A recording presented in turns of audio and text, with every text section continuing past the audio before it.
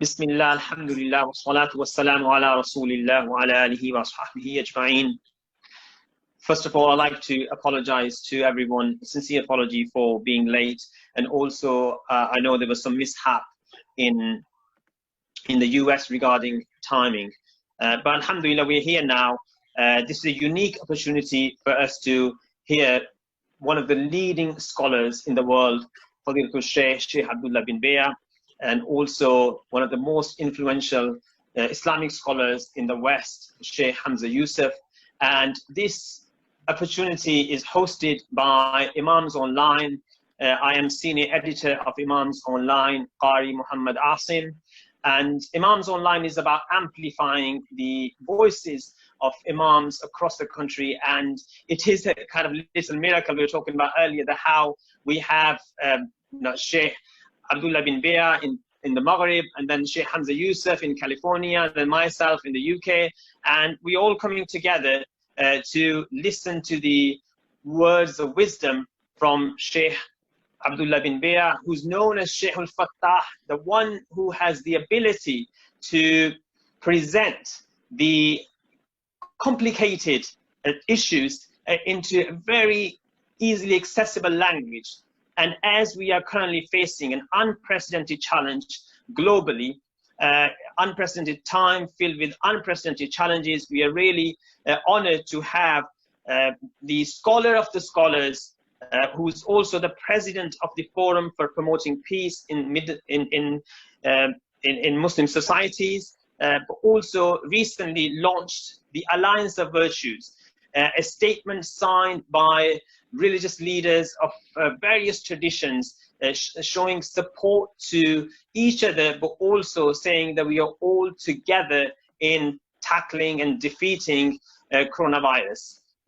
Alhamdulillah, the Shaykh does not need any introduction. I've met Shaykh, I had the honor of meeting the Shaykh many times, and what I'm really struck by is the humility, despite the inspiration that he brings to the room. The humility is overwhelming, and that is a true sign of a great scholar of Islam. And then Shaykh Hamza Yusuf doesn't need any introduction. Alhamdulillah, it's very interesting. I was thinking earlier that when we had 7/7 in the UK, and it was very difficult, extremely challenging time for British Muslims, Shaykh Hamza Yusuf came to the UK to talk to British Muslims, to inspire them and help them to be firm on the straight path, Islam. The co-founder and president of Zaytunia College in California, and also the mentee and disciple of Shaykh Abdullah bin Bayyah. So we'd like to start with Shaykh Abdullah bin Bayyah regarding how do we tackle the current coronavirus, especially Ramadan in the lockdown. So, فضيلة الشيخ شيخ عبد الله بن بيّة تفضل.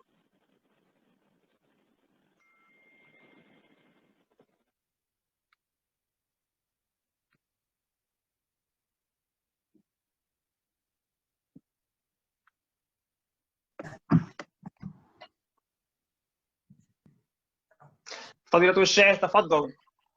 السلام عليكم ورحمة الله تعالى وبركاته. وعليكم السلام ورحمة الله وبركاته. حياكم الله أستاذ قاري حاصل. لا تنسينا في الدعاء شيخ. بارك الله فيك. والسلام عليكم أخي وحبيبي شيخ حمزة، حفظك الله. دكتور حمزة. سلام، الله يبارك فيك شيخ. لكن لا تزيدك هذه الدال. الحمد لله. الله يبارك فيك. الله يحفظك. بمناسبة الشهر، أول شيء نقول الحمد لله رب العالمين، ونصلي ونسلم على سيدنا ومولانا محمد صلى الله عليه وسلم. اللهم صل عليه وعلى آله وصحبه وسلم تسليما. ثم بعد ذلك السلام عليكم ورحمة الله. نسأل الله لنا ولكم التوفيق، ونهنئكم بمقدم هذا الشهر المبارك الذي كان النبي صلى الله عليه وسلم فيه يهنئ أصحابه فيقول أتاكم شهر رمضان شهر مبارك فرض الله عز وجل عليكم صيامه تفتح فيه أبواب السماء وتغلق فيه أبواب الجحيم وتغل فيه مردة الشياطين لله فيه ليلة خير من ألف شهر من حرم خيرها فقد حرم. الحديث أخرجه النسائي وأحمد في مسنده وغيرهما. بعد هذه التهنئة التي هي تهنئة لجميع المسلمين، نقول إن شهر رمضان في هذه السنة جاء في وضع غير مسبوق،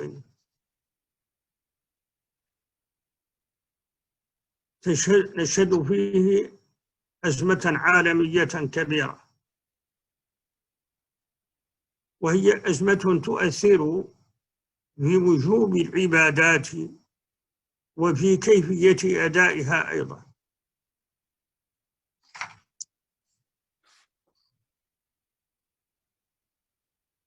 ولأجل ذلك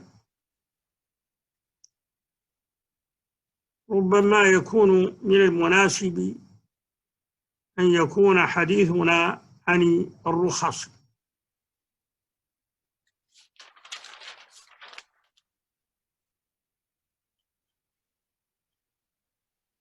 لقد أثرت هذه الأزمة التي تسمى بكورونا في العبادات.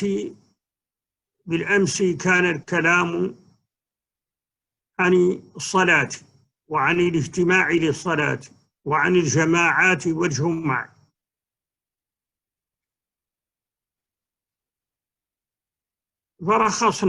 رخص العلماء في أن تؤدى الصلاة في البيوت، وأن تؤدى الصلاة أن يؤديها الناس فرادى وليسوا في جماعة،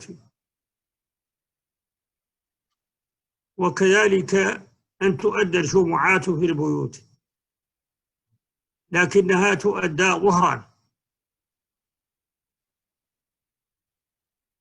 وليس بكيفية الجمعة المعهودة، لا خطبة فيها ولا إتمام للصلاة ولا قصر للصلاة، لا تقصر الصلاة على ركعتين، وإنما هي صلاة تامة ظهر تام. اليوم يحل رمضان ومعه هذا الوضع الذي لم ينقشع بعد، لم تخلع هذه الأزمة لباسها ولم تنقشع غيمتها السوداء، ولم ينكشف ضبابها،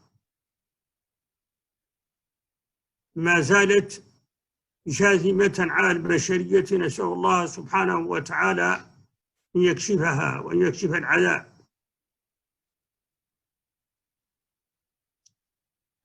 فلها أحكامها فيما يتعلق بالصيام، وفيما يتعلق بالتراويح، وفيما يتعلق بالعيد، فيما يتعلق بالعادات أيضا، بعادات التجمع عند الإفطار والتجمع عند السحور، كل ذلك يتأثر اليوم.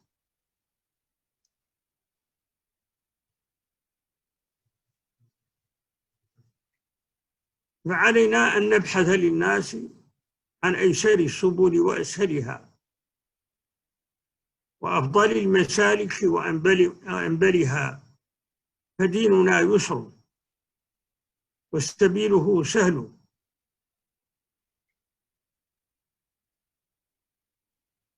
ولعلكم جميعا تعرفون أن مع العزيمة رخصة،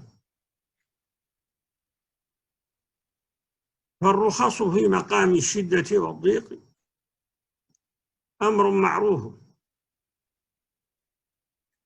أجمله الشافعي رحمه الله تعالى في قوله: الأمر إذا ضاق اتسع. وفي القواعد الفقهية: المشقة تجلب التيسير. استنباطا من نصوص الكتاب والسنة: إن مع العسر يسرا، إن مع العسر يسرا، وما جعل عليكم في الدين يسروا ولا تعسروا، إن الله يحب أن تؤتى رخصه كما يحب أن تؤتى عزائمه. هو حديث رواه أحمد بن حبان وابن خزيمة والبيهقي.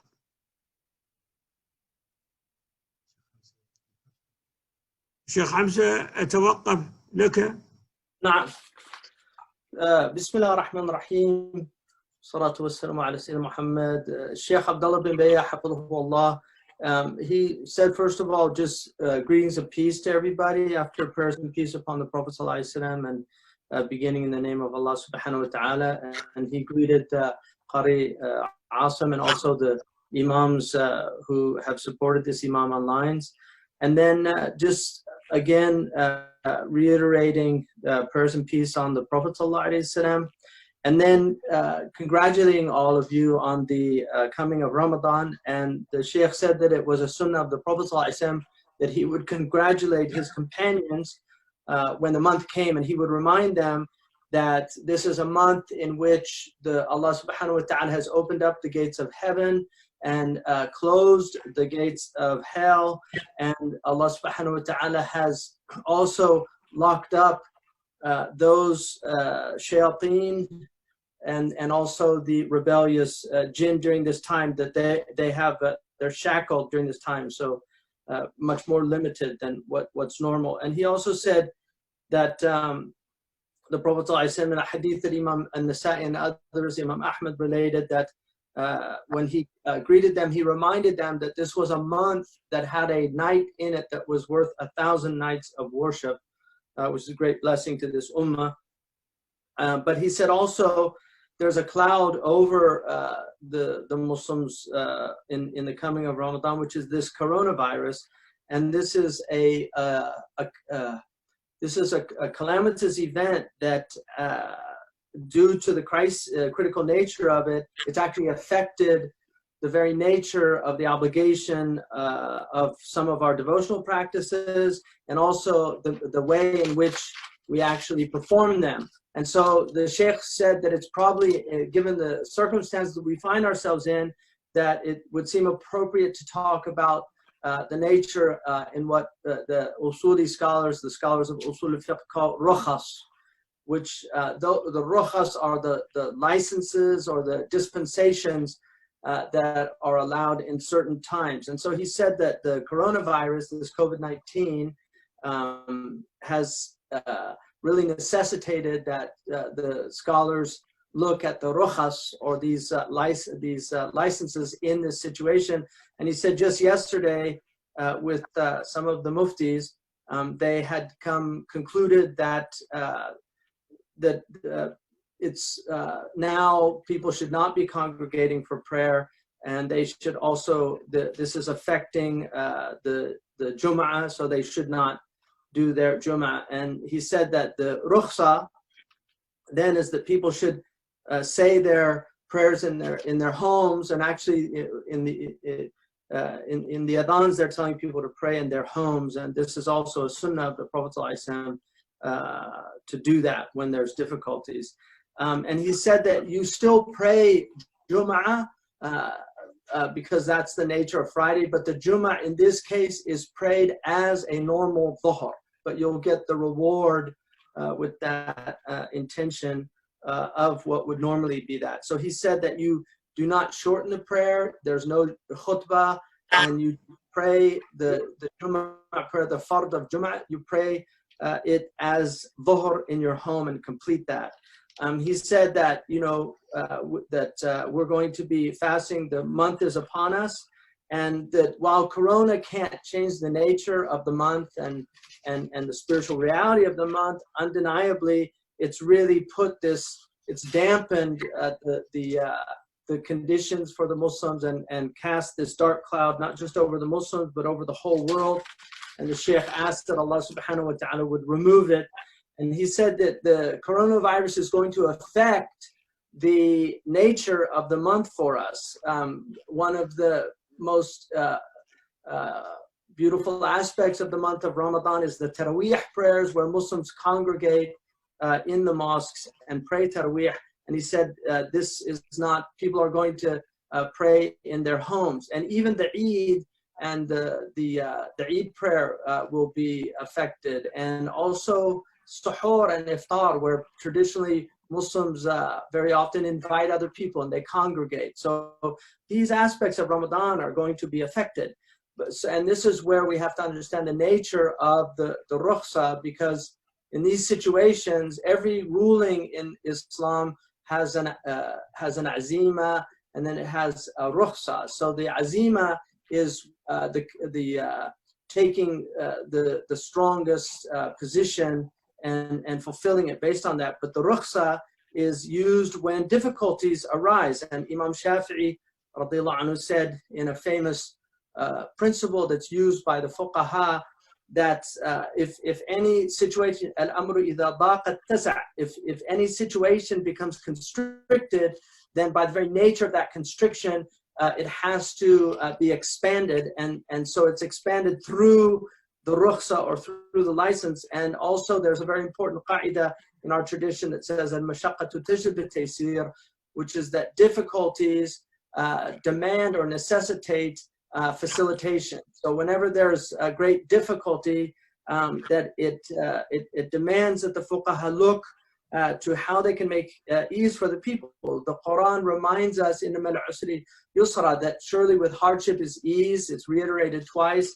The Quran also says that Allah subhanahu wa ta'ala wants ease for you and doesn't want hardship. So it's very important that we remember these things. Also, Imam Ahmad and others relate a hadith that Allah actually loves for his servant to take the rukhas, the licenses, over the difficulties. So this is something that it's in the mercy of Allah that he enables things to happen. He did not, the Quran says that he didn't put any hardship, haraj, in this religion for you. So it's important that we keep these in mind, and these are the times when these very principles are meant to be implemented.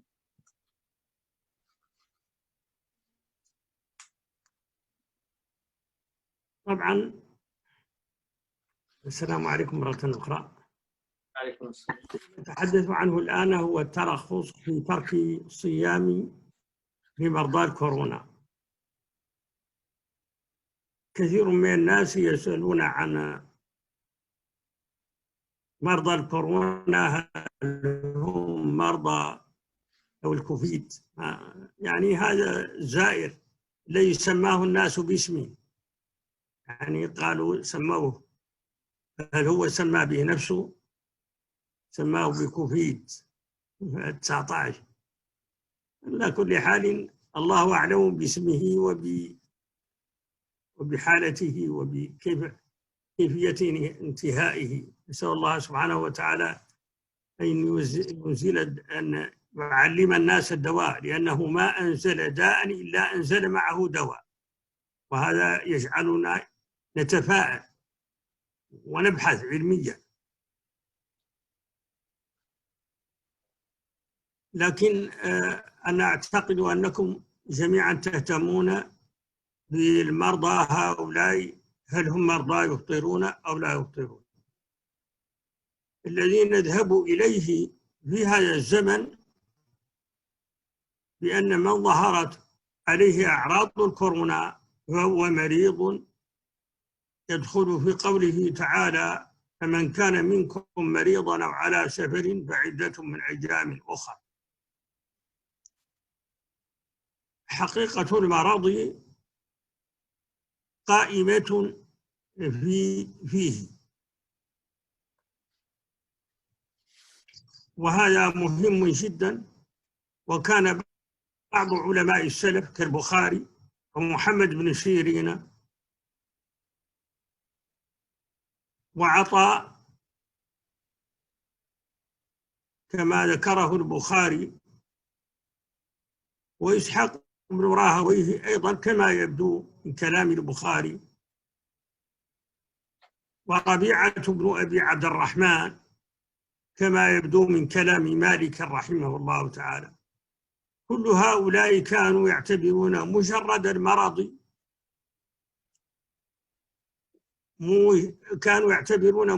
المرض موجبا للإفطار، لأنه يجيز للإفطار، فلا يسألون عن شدته أو خفته، بل المرض الخفيف عندهم يجيز الإفطار. لماذا قلنا ذلك؟ قلنا ذلك إن هذا المرض مآلاته شديدة، وبالتالي الخفيف منه قد يؤدي إلى الكبير وقد يؤدي إلى الهلاك. ولهذا اعتمدنا في فتوانا هذه على ما ذكرته من علماء السلف، أي مجرد المرض، أي مجرد ظهور العلامات الأولى من هذا المرض كافية في جواز الصوم، في جواز الإفطار. فإن أخبر الطبيب بأنه بالصوم سيتفاقم المرض إلى أن يحصل منه هلاك أو شديد أذى، حينئذ يكون الفطر واجبا وليس جائزا، ينتقل من الجواز إلى الوجوب، حتى لا يقتل نفسه ولا تقتلوا أنفسكم إن الله كان بكم رحيما.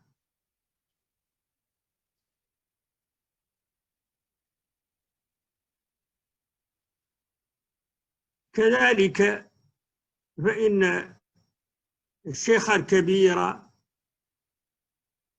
الهرم يشق عليه الصيام، فإنه يكتفي بالإطعام في هذه المرحلة.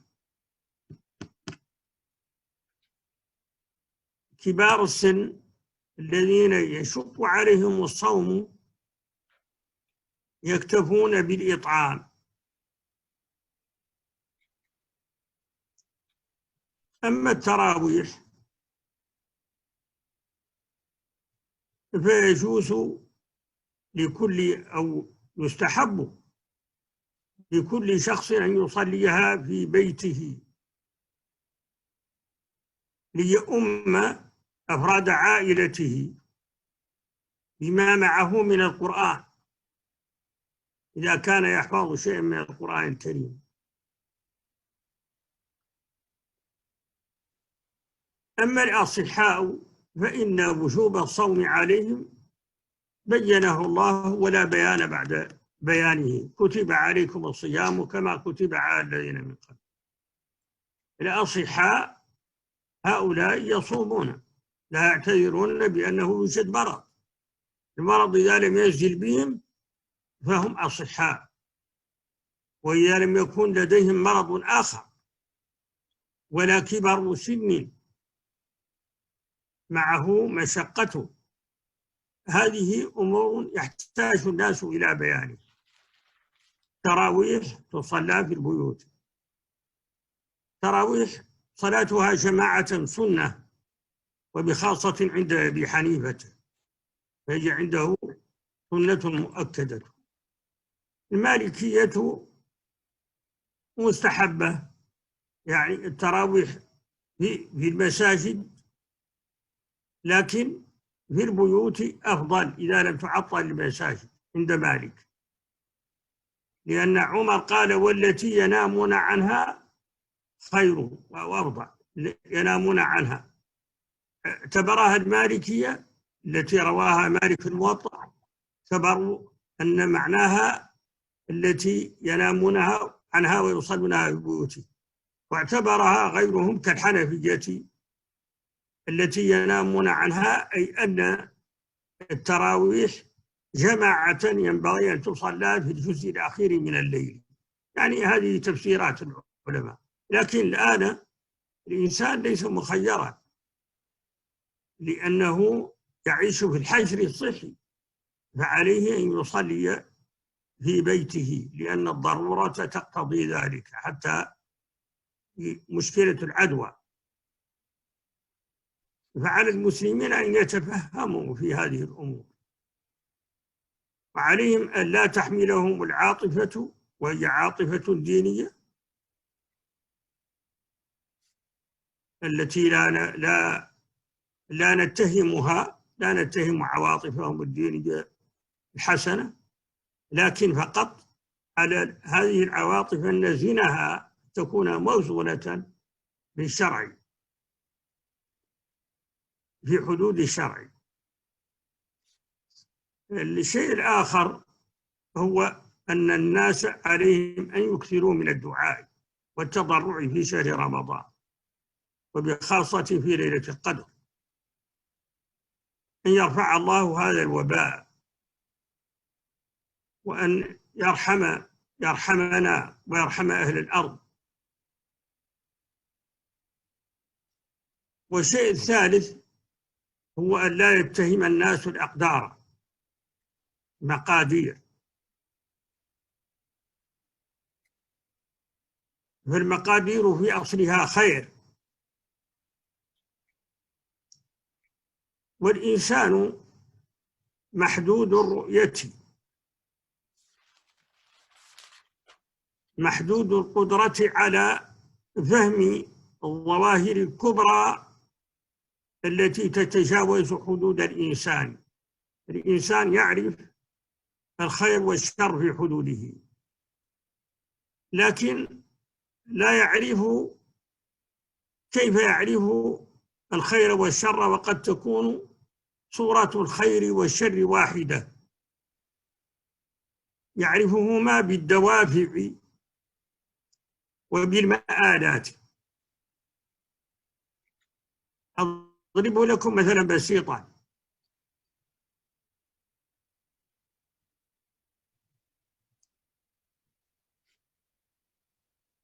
هذا رجل يحرق الحشائش في بستان،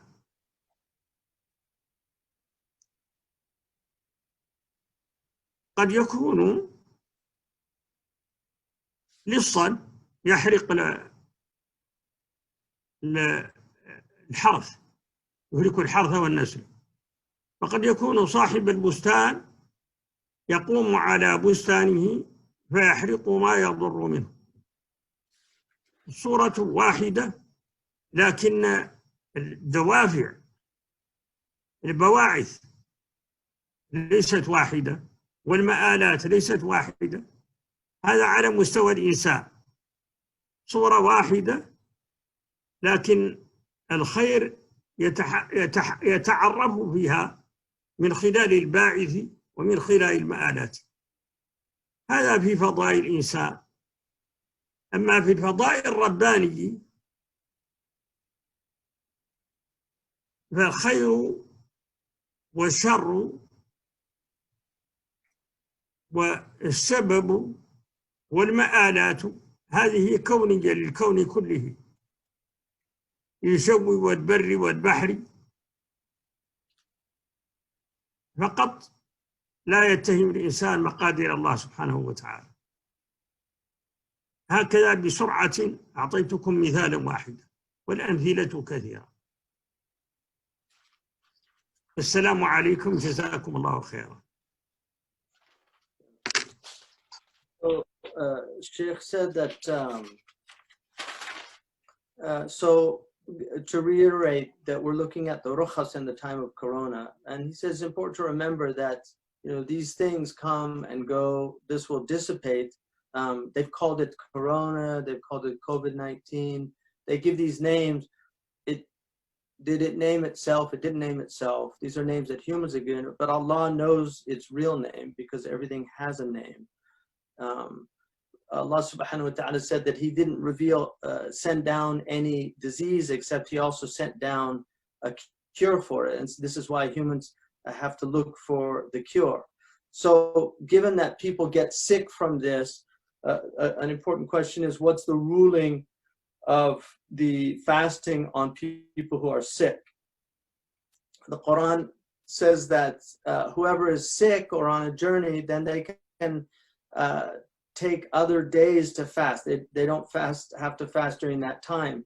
And the opinion of Imam al-Bukhari and Muhammad bin Sirin and Ata and Ibn Rawaheh and others of the great ulama, and this was particularly Imam al-Bukhari who mentions some of these other opinions, said that simply being sick was enough to permit the breaking of the fast. And he said that that you didn't even have to ask whether it was a severe sickness or a light sickness, that simply being sick gives a permission to break the fast. And so we would say that, people should not be asked about that. If they're sick, unwell, then they are permitted to break their fast. But if a doctor says that by fasting, that person will, the symptoms will become more severe, then in that case, it's no longer a question of permissibility. That patient is obliged to break his fast, because it's not permitted to harm yourself, and it's not permitted to expose yourself to destruction. And Allah subhanahu wa ta'ala says, do not destroy yourselves at your own hands, because, and in another verse Allah says, don't kill yourselves, Allah is merciful with you. And so because of that, it's very important for people, because this disease is a disease that indeed can have fatal consequences for people. So if a doctor tells them that they can't fast, then they have to listen to that. It becomes an obligation. In terms of old people who are particularly susceptible to this illness and the dangerous aspects of it, old people are permitted, older people are permitted to feed in place of the fasting. So if somebody is elderly, then that again is a permissibility for them to do that. And in terms of Taraweeh prayer, Taraweeh is some of the Imams, Abu Hanifa in particular, is very strong about the sunnah inside the masjid, in the congregation, as a sunnah mu'akkada, that the Muslims should come together and congregate in the masajid and pray.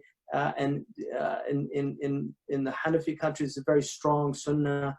The Shaykh said that in the Maliki madhab, it's actually preferred to pray in your home, and the man should lead his family in prayer, especially if he memorizes the Quran or parts of the Quran.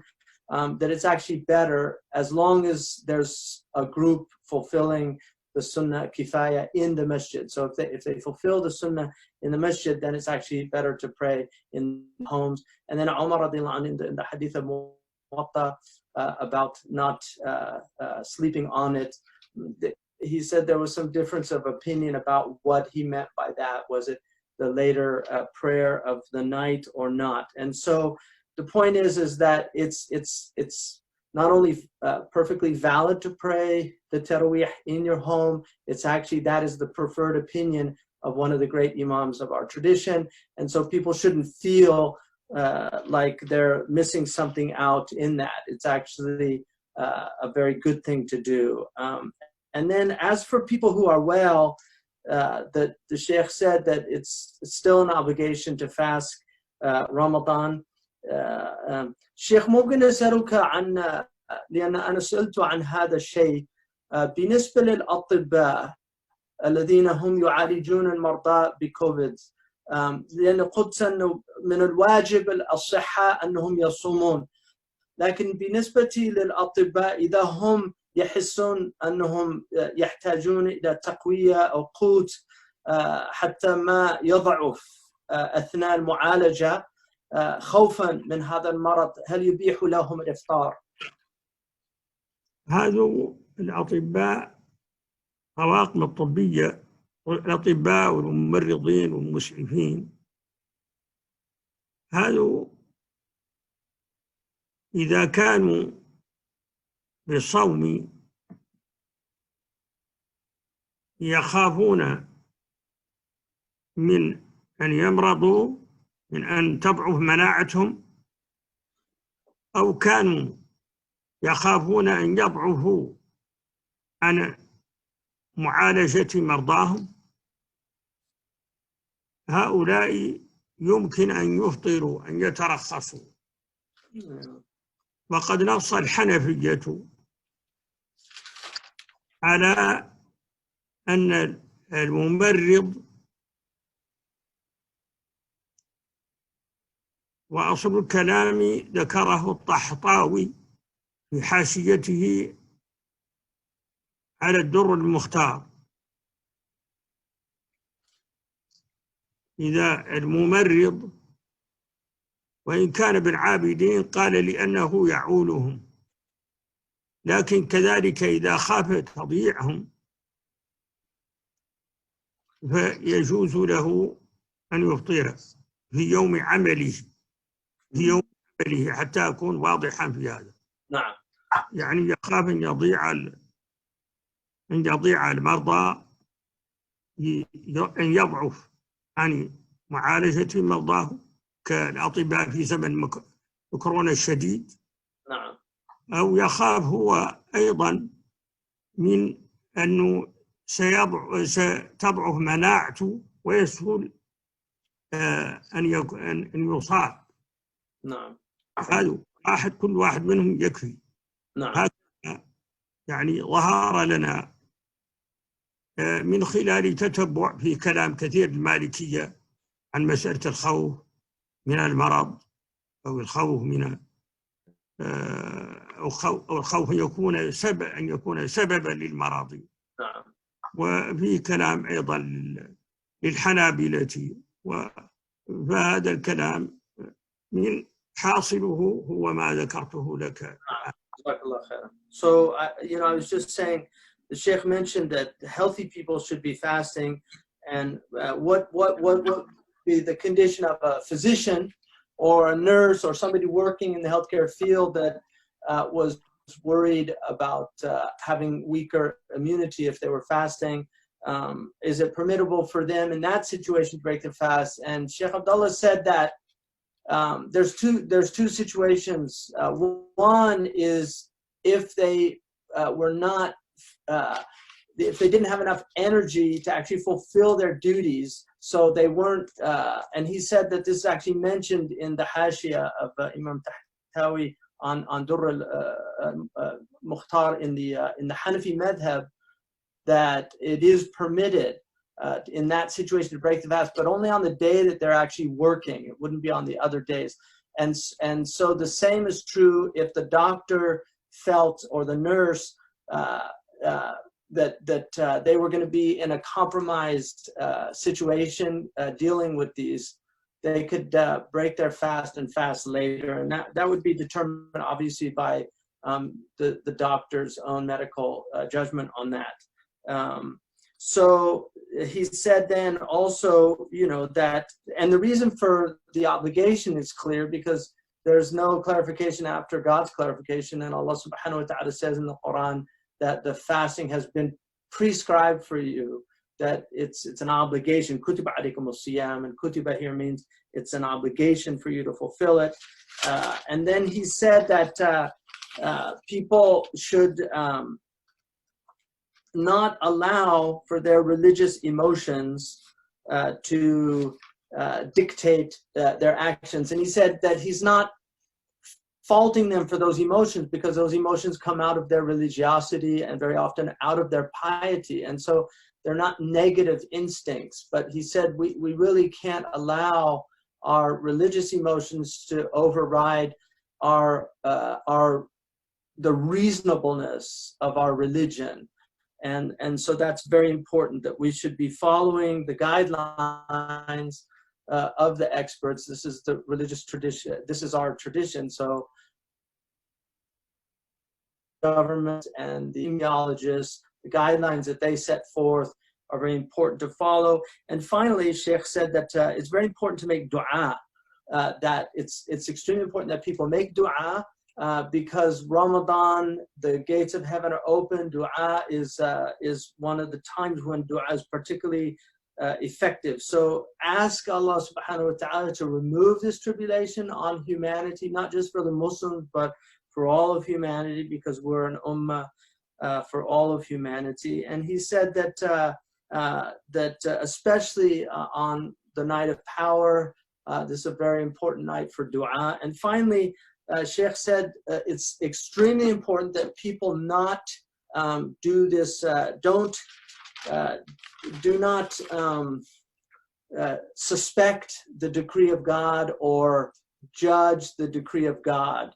Don't think that you can understand what's behind all of these things, that the human perspective is limited, that we have a certain limitation on our view. Even when we look out, we can only see what's in front of us. We don't see what's behind us. So we don't have this ability to see the whole picture. And because of that, like just in the case of right and wrong, Allah has given us a normative understanding of right and wrong, so we can determine based on things, but we can't penetrate the right and wrongness of circumstances. The only thing that can determine that is the consequences of those situations. And so something can actually look like it's a horrible thing, but in the end, you realize, oh, that actually there was a great reason for that. And he said you can give many examples of this, but the most obvious examples are things that outwardly appear.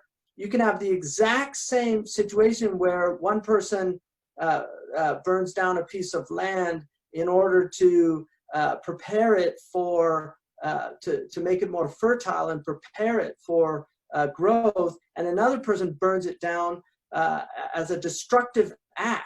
So in the very same act, if you just looked at those two acts, they would be identical, but one is for good and the other is for evil. And the same is true, like a surgeon can cut off a hand to save a life from gangrene, whereas another person can cut off the hand in an act of aggression. So it's the exact same form, but two completely different meanings based on the intentions behind it. And only God knows these things. We just don't know these things. And so we have to trust in our benevolent and merciful Lord that what he's doing is for the good of humanity and not to harm us, that Allah subhanahu wa ta'ala wants good for us. And so it's very important not to do that.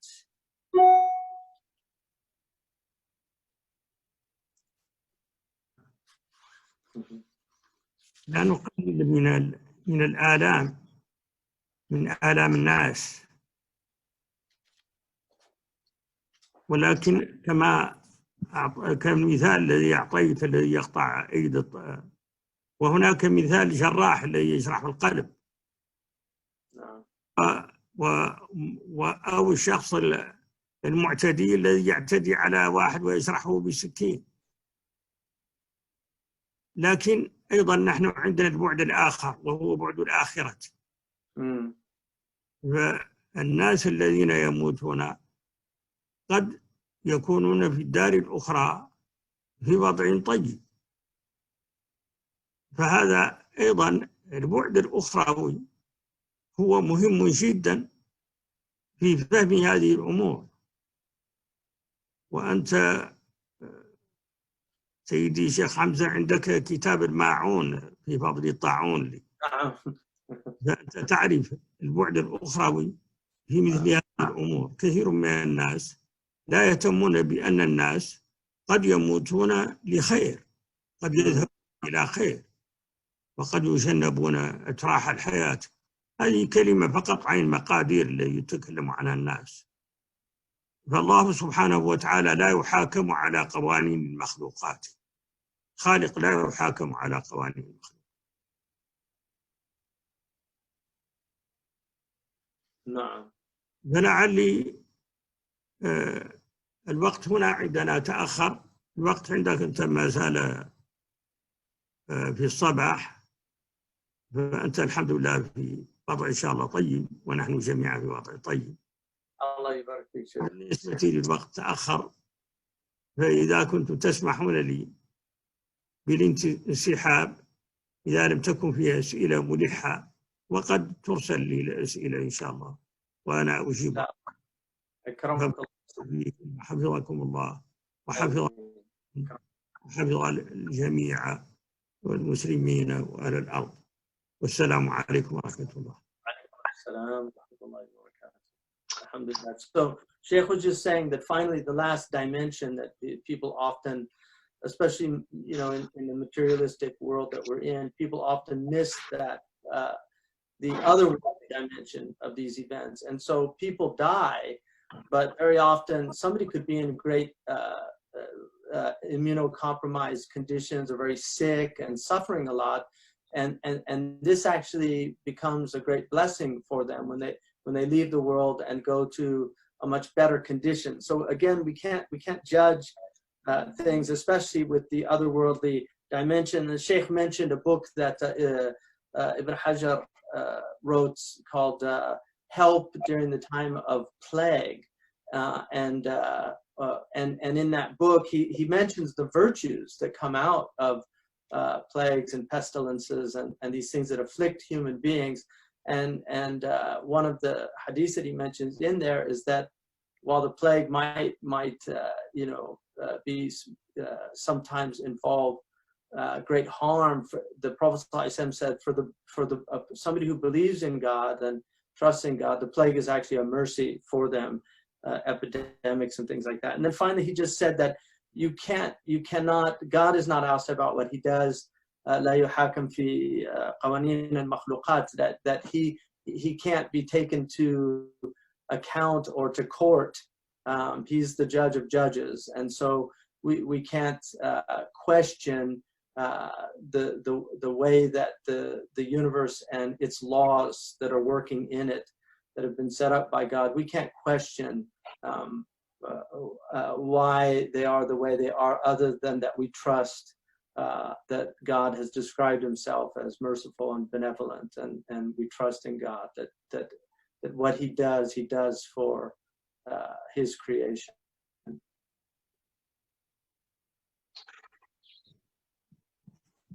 Jazakallah. Shaykh also said that it's late where he is, and as it's morning where I am, and it's early evening where Qari Asim is. So he apologized, but he said if you do have questions, you can write them, submit them, and he'll get to them later. So he just says thank you and just salam alaikum. Wa alaikum salam. Alaikum salam, Shaykh. Jazakallah khair, Shaykh. We are most grateful for your wisdom.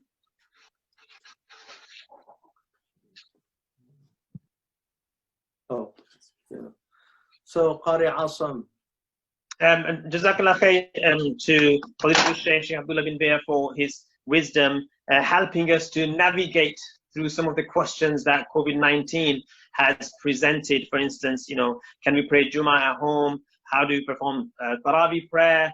And how is Ramadan going to be during this pandemic? And as I mentioned, that Shaykh often focuses on the merciful aspect of our faith, which is often missed by many those in positions of leadership.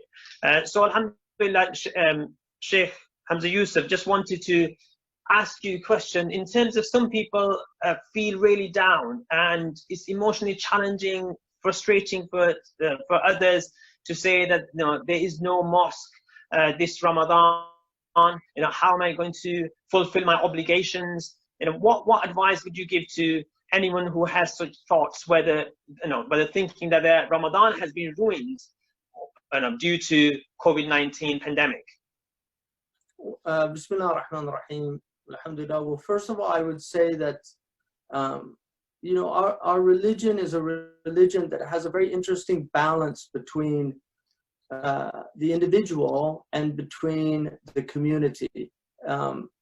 in the West, individuality has been taken to a very, very extreme aspect of society, where the individual overrides the community. And so we see things that are very offensive to segments, sometimes large segments of the community, but because some of the people in the society want to do those things, everybody has to suffer that. Certainly pornography is a good example of that, or the type of advertisements and things that one sees just going out into the public. In the Muslim tradition, there's a great sense of respecting the community and the sensibilities of the community, but what you do in your own home is your own business. That's between you and God.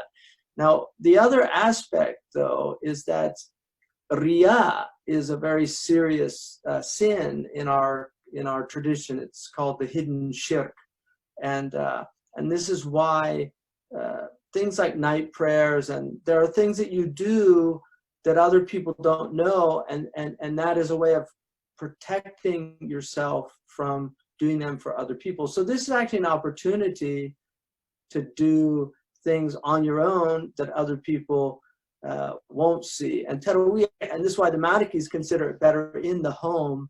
That's one of the reasons that they consider it better in the home, is because it's between you and God, and there's nobody that sees you. And those are the acts that Allah loves the best, where it's just solely done for the sake of Allah subhanahu wa ta'ala. And then the other thing that, you know, the intimacy, one of the things that a lot of modern people have a very difficult time understanding is just the intimacy with God and with the Quran.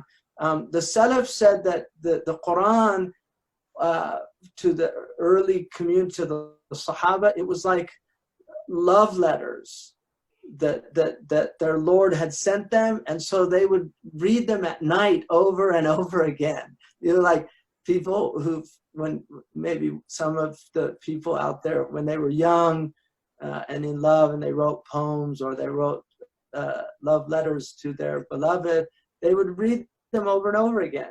And that's something out of intimacy. Intimacy is not for public display, and which is one of the reasons why in our tradition, idhar khushu' is makruh in the prayer, like to show too much khushu' when you're praying in public. That's actually makruh for that reason. So I think it's an opportunity for people to just be with their Lord.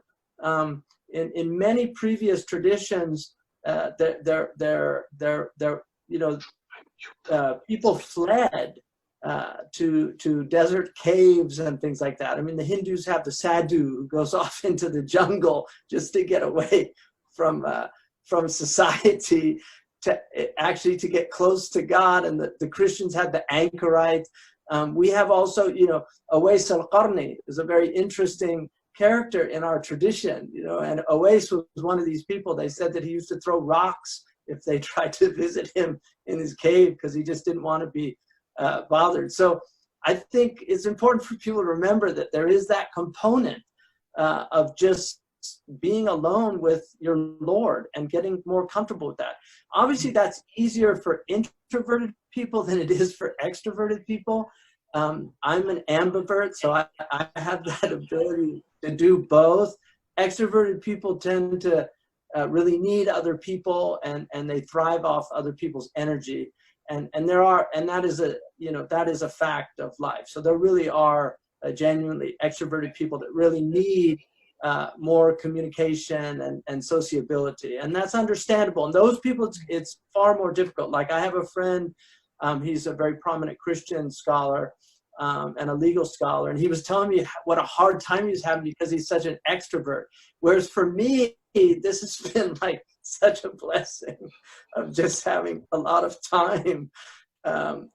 So it's a very interesting thing. So I would just recommend that people really try to do things that connect them more, especially the Quran, reading the Quran. If you don't know Arabic, getting a good translation and really being able to connect with the Quran Ramadan is for the Quran. And then a really important thing is just exercise. Like, people have to physically exercise, because one of the main reasons why there's so much mental illness and depression is because people do not move their bodies, and we believe in the bodily resurrection. So our prayer is a physical prayer. There's actually, I mean, we don't want to say this, but there is an exercise component to our physical prayer. Like, you're really doing something that is very healthy for your body by praying 5 times a day in the way that we pray. So obviously that's not the purpose, but that's a side benefit of the prayer.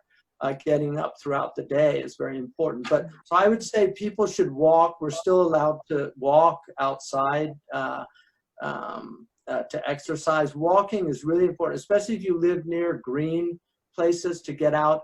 The Japanese have a word for what they call forest bathing, which is actually to go out into nature and to take like a spiritual bath. And the Quran, when it describes the servants of the merciful, it says, وَعِبَادُ الرَّحْمَنِ الَّذِينَ يَمْشُونَ عَلَى الْأَرْضِ هَوْنًا. And also the Prophet said, بَشَّرْ الْمَشَّائِينَ بِالظُّلَمِ, you know, بِالنُّورِ التَّامِ يَوْمَ الْقِيَامَةِ.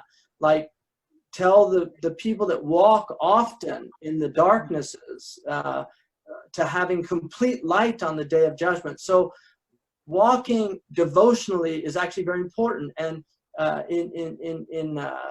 there are certain shuyukh that, like in Mauritania, a lot of the shuyukh do all their dhikr walking. So they actually go and just recite Quran when they're walking.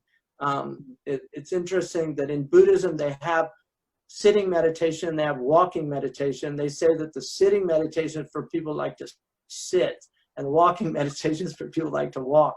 So you can take a subha or just go out and just walk and do some dhikr and still your mind and calm your soul. Those are very beneficial things for people to do.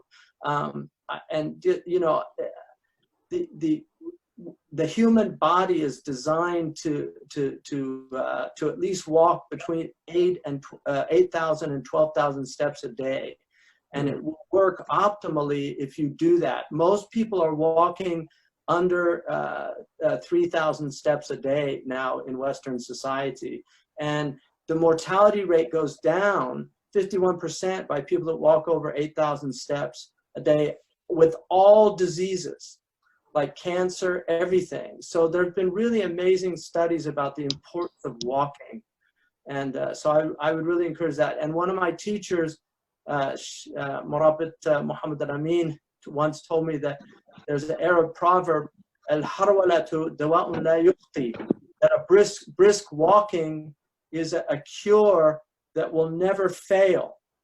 Mm-hmm. And when he was diagnosed with type 2 diabetes, they wanted to put him on medication. He said, no, I'm just gonna walk every day more than I usually do. And he did, and his sugar regulated. So walking is very, very beneficial, and people need to do that. It's very important. Shaykh Hamza, you mentioned that how the time of coronavirus can be considered as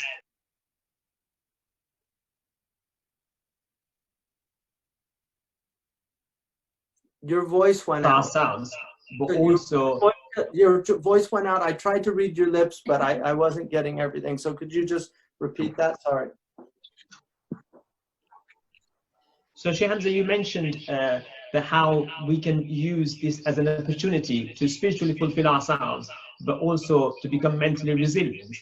And I just wanted to bring another issue to your attention. We as imams in the UK are receiving lots of calls from sisters who are saying that now husbands are staying at home and there are issues at home because perhaps couples haven't had the opportunity to live together, and coronavirus has forced people to live together, and that's resulting in domestic abuse, emotional stress, and as well as perhaps on occasions I have had to deal with like talaq issues as well. Now, where would you go when you are actually confined to your home? So what advice would you give to the Muslim community regarding, you know, not just in respect of this period, but overall?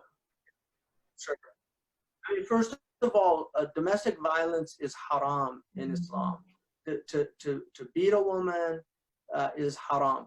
The verse in Surah An-Nisa, verse 34, that the verse in there is very clear in the commentaries. It's very clear that has nothing to do with violence. That any physical act of violence against a woman, or don't forget, women actually are also abusive. About close to 30% of all domestic violence in America is women actually against men.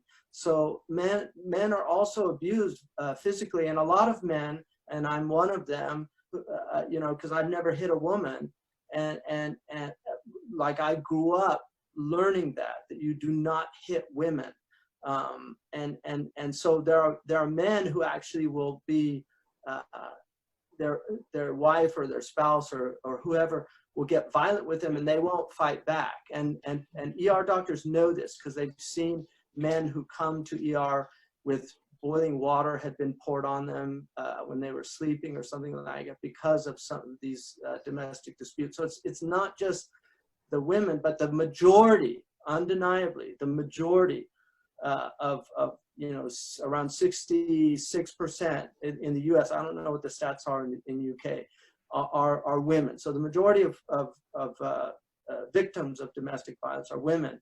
And unfortunately, even murders that are spousal, they're usually perpetrated the man against the woman. So this is a human problem. It's been a problem for a very, very long time. What people should fear God and know that Allah subhanahu wa ta'ala is over them.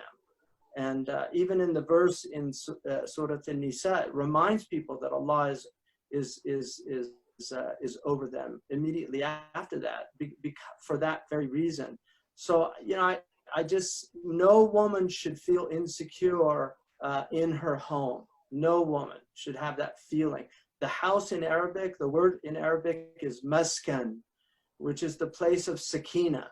And the Quran, when it talks about in Surah Al-Rum, when it talks about the reason why God created the man and the woman, one of the reasons was litaskunu ilayha, that you find tranquility in your spouse. And so there should be sakina in the home. And if there's not, that home is not practicing the sunnah of the Prophet sallallahu alaihi wasallam. We know that the Prophet never raised his hand to hit a woman, a child, or a servant. And that's in the hadith.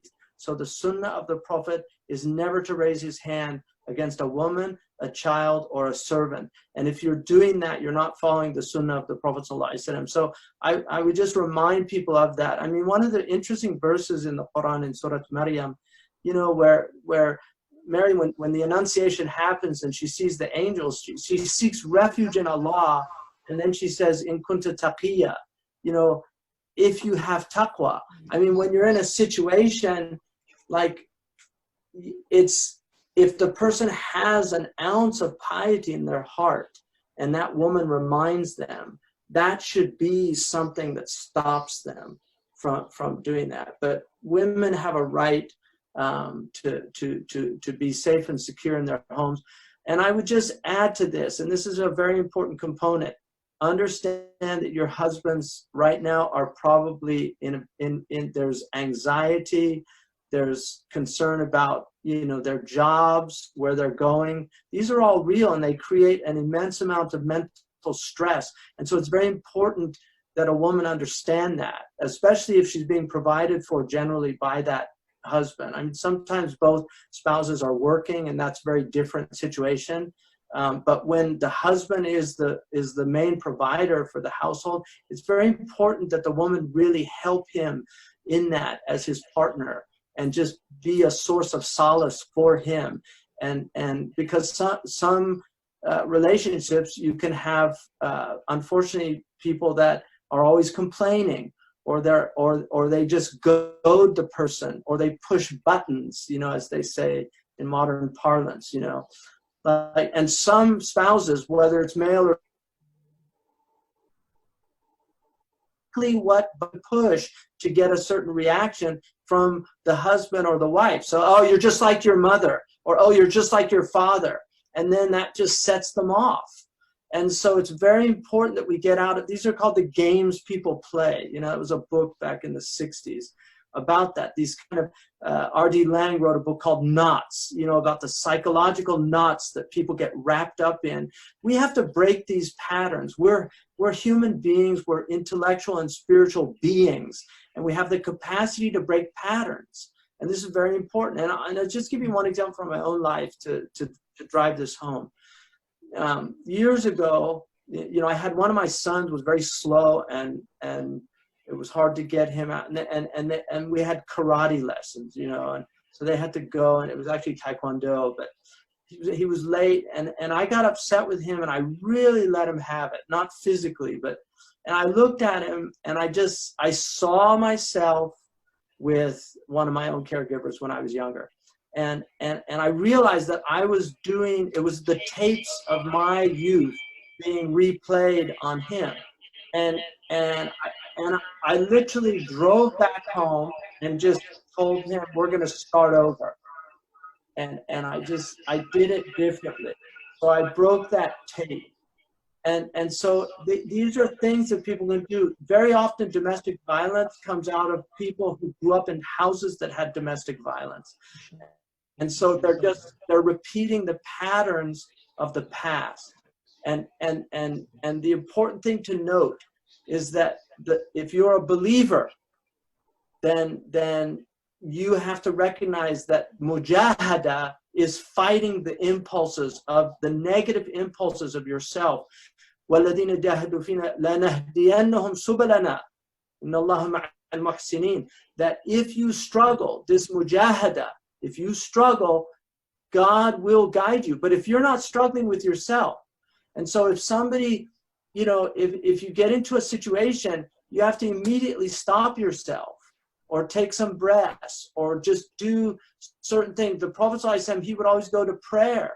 So that's something you do. If you're feeling really angry, I guarantee you, if you go and do wudu and you pray 2 rakats, it's going to have a major impact on your mental state, and it will subside. But you have to do these things. They're difficult things to do, but they are things that the human being is more than capable of doing, but this is mujahada. Great. Jazakallah khair. Share another aspect, whether it's like spiritual vacuum or social issues or mental issues, we are not alone as Muslim community that facing these challenges. And it was very moving and inspirational to see that last week the Alliance of Virtue statement of solidarity signed by faith leaders from across the traditions saying we are united in fighting the coronavirus pandemic, but also united in helping each other. And Ramadan being the month when Muslims showcase empathy and Muslims reach out to others. Would you like to elaborate on how the Prophet ﷺ spent the month of Ramadan in terms of being charitable, not just to people far afield, but actually in their neighborhoods? Right. Bismillah ar-Rahman ar-Rahim. Well, first of all, it's very important to remember that, you know, the world, there's a lot of people on this planet. There's over 7 billion now, and the Muslims have a large portion. We've got about 1/5 of that population, of varying degrees of commitment to the faith. That's undeniable. But there are a lot of Muslims on this planet. Now we're all over. We're in England, we're in Canada, we're in France, we're in Germany, we're in Spain, Italy, America. So Islam is not a geographical designation anymore. The Ummah is a global Ummah. There's over, I think there's close to 50,000 now, 50 million Muslims in Western Europe. There's several million. We're actually finding out with the census now how many Muslims. So it's important that Muslims, the Quran says, Kuntum khayra ummatin ukhrijat linnas. You were the best community that came out for humanity. It doesn't say li anfusikum or lil Islam, or no, you're the best community that came forth for humanity. And so it's very important that we remember that this community is a community that serves not just ourselves, but humanity, that we're concerned about humanity. And this has been the hallmark of our faith. When the Irish, the great potato famine in the 1840s in Ireland, it was the Caliph, Abdallah in Turkey, who sent shiploads of aid to Ireland to relieve the Irish people of their suffering. He didn't do that as propaganda because it was actually not to their benefit, because the British did not want that, and they had much stronger interests in having good alliance with England than with Ireland. But they snuck that aid into Ireland to help the Irish people, and there are still places in Ireland where they remember that. So, you know, and also one of the great famines in France in the late 18th century, the Algerians had bumper crops that year, and they sent aid from Algeria to France. So there are times when Muslims were aiding the non-Muslims. Now, unfortunately, it's the opposite very often because of our conditions. But Muslims historically were people that really looked beyond themselves. They were not provincial in that way. They saw themselves as caretakers and stewards of humanity. You know, something in Christian theology they call it oikonomia, you know, the stewardship. It's, you know, the khilafah, you know, being good stewards of the earth and of humanity. So it's very important that Muslims just remember that. And we have many very decent rabbis and very decent Christians and that share many things with us. And then also the great world religions share many of the virtue traditions that we do. And I would say now, particularly with the Hindu crises, it's very important that we can't allow what's happening in India to collectivize Hindus. It's very important, and I'm actually really concerned about this because of some of the things that fanatical Hindus are doing.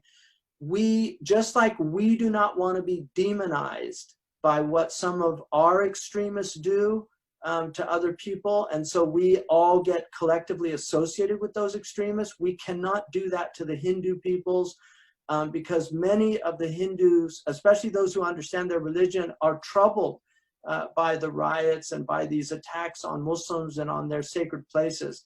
So it's very important that we understand that every religion suffers from extremism, but we cannot collectivize people. We have to see people as individuals. You know, every Muslim, you know, what Dr. King said, you know, we want people judged by the content of their character, not by the color of their skin. Well, we also want them judged by the content of their character, not by their sociological label of being a Muslim or a Hindu or a Jain or a Buddhist or whatever you are. That we really cannot collectivize people. All white people are evil because they're Europeans and they colonize the world. All this is so alien to the Islamic tradition. لا تزر وازرة وزر أخرى. No soul bears the sins of another soul. Don't collectivize people. لا تستوي الحسنة ولا السيئة ادفع بالتي هي أحسن. So Shaykh Hamza Yusuf mentioned how that during this period, when unfortunately in some places people are saying, well, because Ramadan is coming, the Muslims are going to gather together either to pray or to break fast, and as a result coronavirus is going to spread. So when we hear such negative news, it's just bearing in mind that our faith is a faith of mercy, trying to reach out to people to help them understand what our faith teaches us. Shaykh Hamza Yusuf, sometimes when you say words of thanks, they can be superficial, but we are deeply thankful to, first of all, one of the leading scholars of our era, Fadilatul Shaykh Abdallah bin Bayyah, who's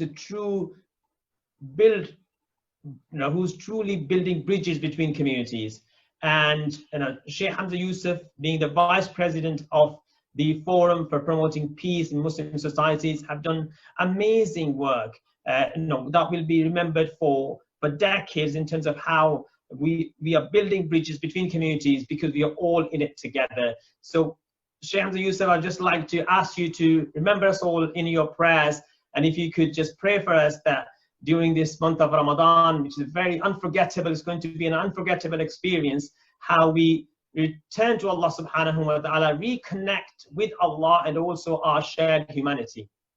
Yeah, mashallah. You know, these are unprecedented times. As far as I can tell, I don't think ever in human history there has been a situation like this. So people that are young, like yourself, your grandchildren, may Allah give you a long life, they're going to say, you lived through the COVID-19. So these are historical and unprecedented times in human history. And we're all navigating new waters. Shaykh Abdallah bin Bayyah comes out of a classical Islamic tradition. He's not a modernist. He's somebody who really is rooted in the classical tradition, but he is somebody who believes in tajdeed and believes in ijtihad. But he's not a modernist. He's a traditionalist. And so it's very important to understand that we are obliged by our religion to obey the people in authority, and this is something that's very important, because the negative consequences of not doing that ends up creating much more human suffering. And the Prophet ﷺ said, "Al-mu'minu la yudhillu nafsah," that a believer should not humiliate himself. They asked him, how does he humiliate himself? And he says, يَتَعَرَّضُ لِلْبَلَاءِ مَا لَا يُطِيقُ, to expose themselves to a tribulation or a trial that they can't bear.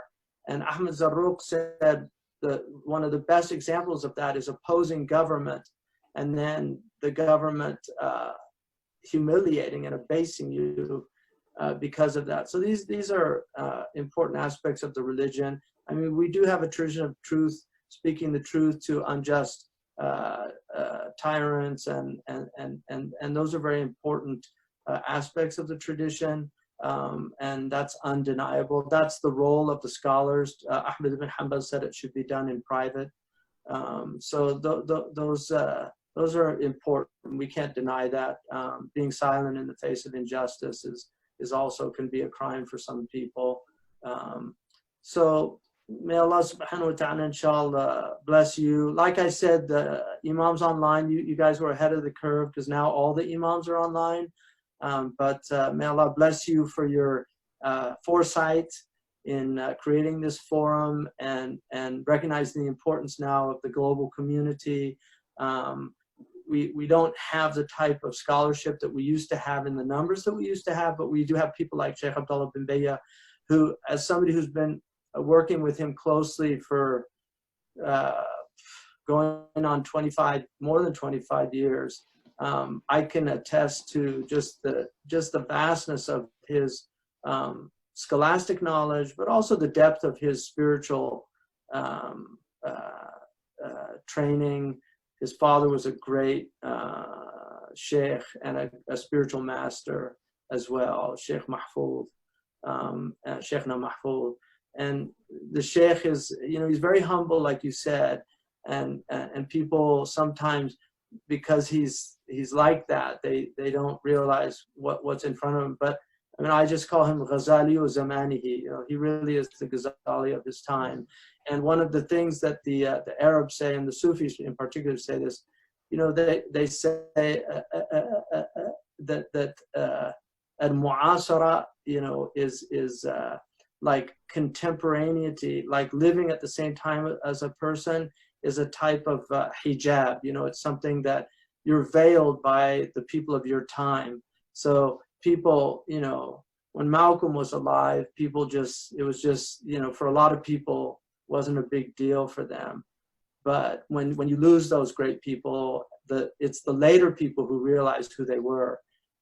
So very often that people living at the same time don't acknowledge that. And that's how I view Shaykh Abdallah bin Bayyah, is that people really, a lot of people have just missed him completely because they don't understand who he is and what he's trying to do, and the sincerity that is very evident to me and the people who work with him and around him, not to mention the many karamat that we've seen at his hands.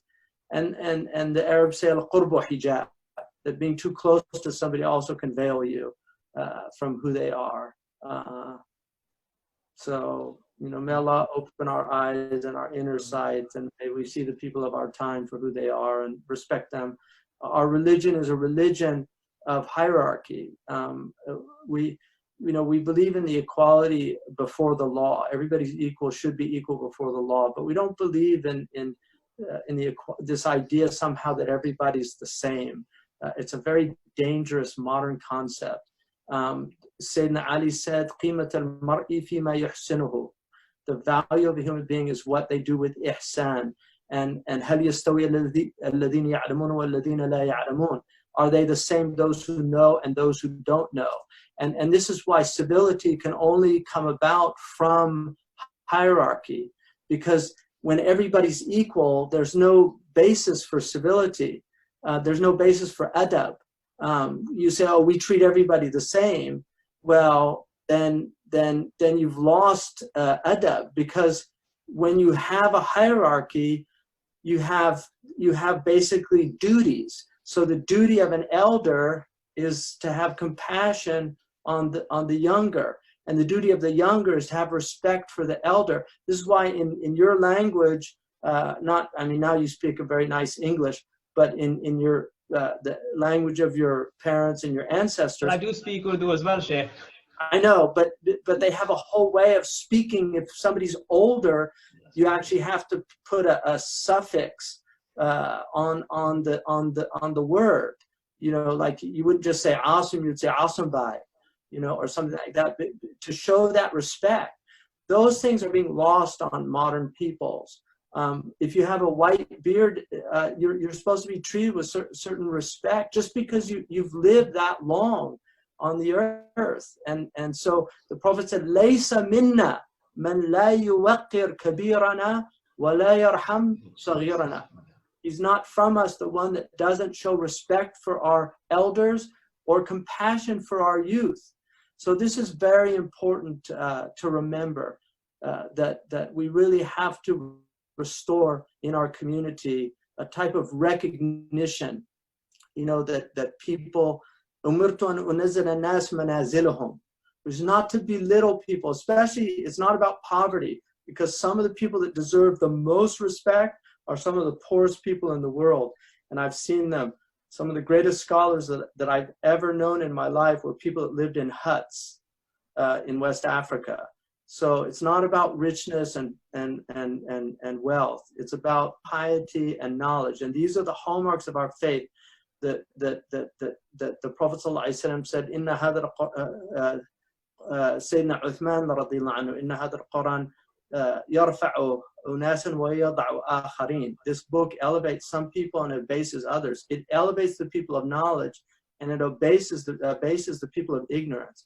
So knowledge is really something that we have to respect. And the ijtihad of the people of knowledge, we might not understand it because we don't have the scope of their vision or their perspective. And so it's very important to also to have just a good opinion about people, you know, because there are people that attack Shaykh Abdallah bin Bayyah and they don't understand that he's working on a whole other level in terms of ijtihad. And I was once with him in a car, and I'll end with this. I was once with him in a car, and there was a scholar from his own community who was attacking him online and writing articles, you know, and he said it was troubling him. And there was somebody in the car who said to him, Shaykh, don't worry, he can't harm you, he can't do anything. But he said, no, I wasn't thinking about myself, I was thinking about him. You know, like he was troubled about him, like that's, you know, that's where he was, you know, spiritually, just attacking other people. Yeah, that's a true sign of a wali in terms of being caring towards others. And alhamdulillah, I mean, what's amazing, truly inspiring about Shaykh Abdullah bin Bayyah is that he's a classic jurist, but at the same time, doesn't shy away from tackling the challenges of his time, using the modern phenomena. You know, so today is a real example of how, you know, using technology, Imam's online platform brought together in partnership with Peace Forum, with Sandala, and being able to, you know, really communicate with the people that he wants to connect with. So what's truly amazing about Shaykh Abdullah bin Bayyah is that he is someone who can very easily connect with a layperson, if I may say so, as well as those who are in positions of leadership, whether it's scholarship or political leadership, and that's why we see that he's really emerged as a true scholar of Islam who's presenting this inner peace as well as the outer peace. That's the essence of Islam. May Allah subhanahu wa ta'ala preserve Shaykh Abdallah bin Bayyah and help us to learn from the wisdom that he so much of, he distributes and promotes, alhamdulillah. Shaykh Hamza Yusuf, once again, really grateful from the global team, from the UK, from Maghreb, from UAE, as well as the USA. Jazakallah khair. Remember us in your du'as, and especially the global team that has brought us together.